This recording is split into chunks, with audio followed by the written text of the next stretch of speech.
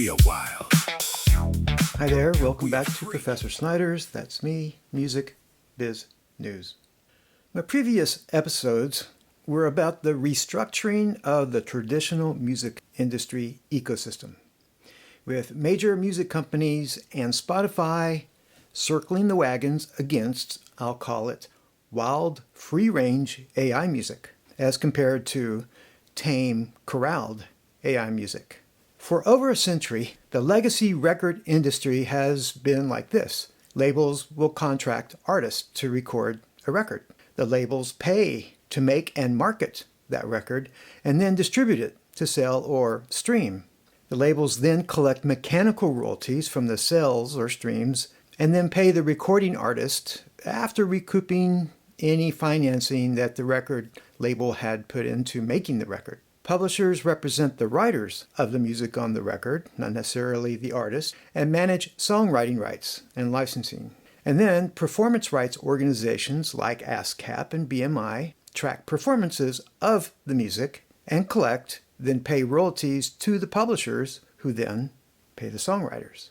But coming into view is a parallel AI music industry ecosystem, coming together not piece by piece, but all at once with its own AI versions of the traditional music industries without ever touching the labels or publishers or traditional PROs. Here are a couple of examples of AI versions of legacy music biz functions. So everybody knows that making it onto a Billboard chart is a validation of the success of a song. Advertising your song is in the top 100 is a big deal.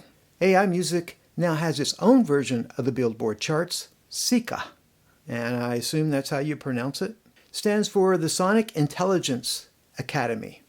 The Sonic Intelligence Academy is an independent organization carving out a dedicated ecosystem for standards, recognition, and credibility in AI-powered music. SESAC was formed through collaboration across artists, technologists, developers, and industry leaders working at the intersection of music and AI. Its main public-facing initiative and the primary way it connects to AI-generated songs is running the world's first dedicated weekly music charts exclusively for AI-created music, which debuted on January of this year, 2026. And it looks like your typical chart with the different genres. The charts track performance and traction across streaming platforms, video sites, social media engagement, and airplay. It gives AI-generated music its own separate space and visibility, rather than mixing it into mainstream human artist charts, or even excluding it. The songs can either be entirely AI-generated or collaborative efforts between AI and humans. The organization's mission highlights the recognition of AI-native songs, hybrid AI-assisted hits, and viral AI cover transformations. Treating hybrids as part of the AI-powered music landscape they champion, in other words, humans are welcome. As long as AI plays a meaningful role, the song qualifies. Instead of how much is AI-generated, though, it's how much is human-generated. You still have to use a distributor like DistroKid and submit your AI music to major social media platforms to be counted, along with new AI platforms. This is the only area shared by AI and humans. Here are the requirements for eligibility. They accept fully AI-generated original songs, AI-assisted originals, human and AI collaborative tracks, but AI vocals must not impersonate real people, and the music must not have been removed or restricted by platforms like Spotify, Apple, TikTok, etc. This company also has created, the first that I've seen, a first quarter AI music intelligence report based on 1,551 verified tracks, 828 artists, and 57 countries. And it has some interesting data. 31.7% of the submissions to SESAC was R&B, with 57.1% of the R&B AI music in the top 10. AI-assisted music, which included humans, was 48.4%, while fully AI-generated music was only 19.2%, which shows that there's more collaboration than just 100% AI-generated music, at least being submitted to this new chart. 9 out of 10 commercial released AI tracks used Suno, which is no surprise since Udio joined the Universal Music Group. Suno generates 7 million tracks a day. 8.7% of the submissions were gospel, taking 9 out of 20 slots in the top 100. Seems that gospel artists aren't as adverse to using AI as you'd think. 32% of the submissions to the chart came from outside the United States, and DistroKid handled 75.8% of AI music distribution. That's 3 out of 4. And if you're using AI, DistroKid is definitely the most friendly distributor, especially since CD Baby was absorbed by UMG. Grammy winners and known artists are also entering the AI charts. They choose to purposely submit their music to SESAC to be counted, which is a good marketing strategy as they could advertise their song rising to a high chart number without ever really naming the chart. A strategy anybody can use who uses AI. Okay, so your AI song makes it onto the Billboard or SESAC charts. Now you want performance royalties. Traditionally, PROs like ASCAP and BMI tracked and collected performance royalties of songs, especially radio play. But now there are AI music-only radio stations like onlyai.fm. And so now AI has its first PRO, AIM PRO.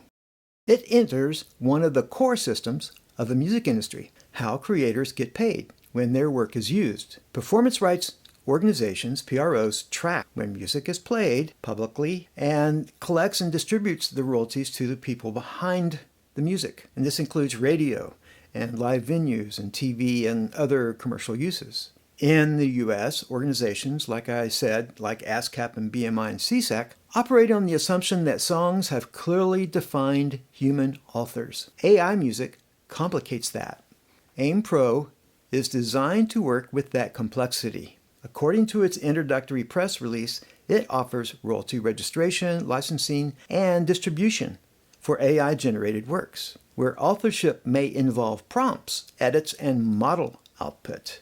It monitors where and how AI music is played across various platforms and venues, and ensures fair compensation for all contributors in the AI music process. The new venture is led by Steve Stewart, a seasoned music tech executive, former manager of Stone Temple Pilots, and Joe Berman, an industry veteran with over 25 years of experience in publishing, licensing, and A&R. The music industry is at an inflection point, said Steve Stewart.